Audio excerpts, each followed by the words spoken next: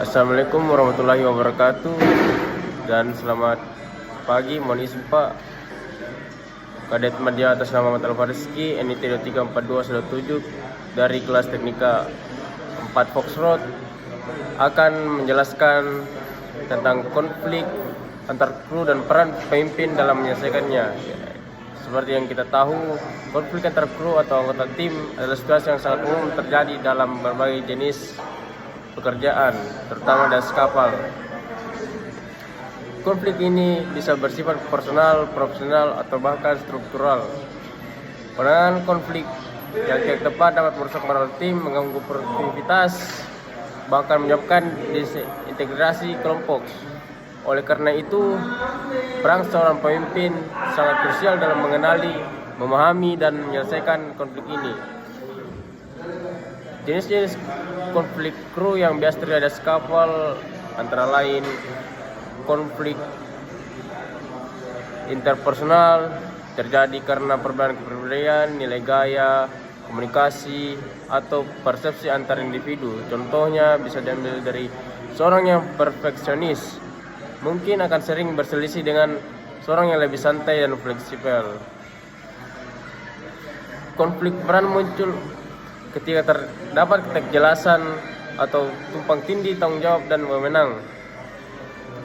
Konflik tugas terjadi akan perbedaan pandangan tentang bagaimana suatu pekerjaan harus diselesaikan.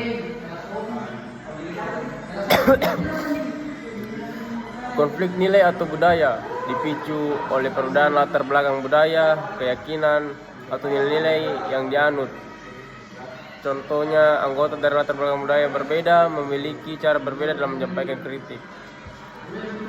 Konflik struktural disebabkan oleh faktor-faktor organisasi seperti ketimpangan kekuasaan, sumber daya yang terbatas, atau sistem kerja yang tidak adil. Contohnya, satu tim merasa diperlukan tidak adil dibanding tim lain dalam distribusi bonus. Dampak konflik jika tidak diselesaikan di atas kapal: meningkatnya stres kerja, suasana kerja menjadi tidak nyaman, perpecahan dalam tim, meningkatkan turnover keluar masuknya anggota tim, atau dapat perselisihan yang dapat menghilangkan nyawa seorang kru das kapal jika terjadi benturan fisik yang dapat menyebabkan kerugian. Peran pemimpin dalam menyelesaikan konflik. Seorang pemimpin memiliki tanggung jawab untuk menjadi fasilitator, penengah, dan penentu arah dalam penyelesaian konflik. Berikut peran-peran pemimpin dalam menyelesaikan konflik di atas kapal. Pertama, mendeteksi konflik sejak dini.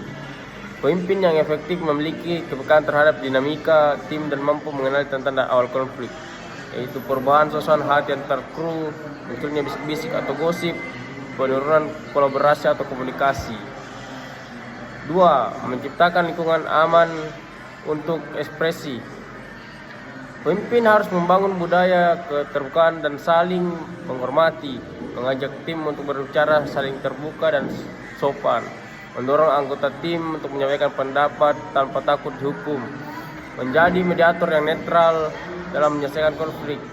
Pemimpin harus bersikap adil dan tidak memihak, mendengar semua pihak tanpa prasangka, memfasilitasi diskusi agar fokus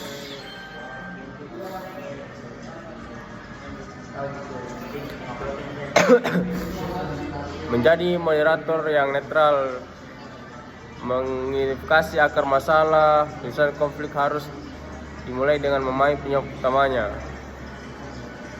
memberikan keputusan jika diperlukan. Jika solusi bersama tidak tercapai, pemimpin harus tegas dalam mengambil keputusan yang adil. Menindaklanjuti dan mengevaluasi. Penyelesaian konflik tidak berhenti pada satu pertemuan. Pemimpin harus mengevaluasi apakah solusi berjalan efektif atau tidak. Strategi dan teknik pemimpin dalam mengelola konflik. Pertama, mengajarkan anggota tim untuk mengungkapkan perasaan dan kebutuhan mereka tanpa menyalahkan pihak lain. Yang kedua, mendorong kedua pihak melihat bahwa mereka bisa benang bersama melalui kompromi yang saling menguntungkan. Jika konflik terjadi karena kejelasan peran, pemimpin harus memperjelas batasan dan tanggung jawab masing-masing individu. Sekian dari saya, kurang lebihnya mohon dimaafkan. Wabillahi taufiq wal hidayah. Wassalamualaikum warahmatullahi wabarakatuh. Izin Pak.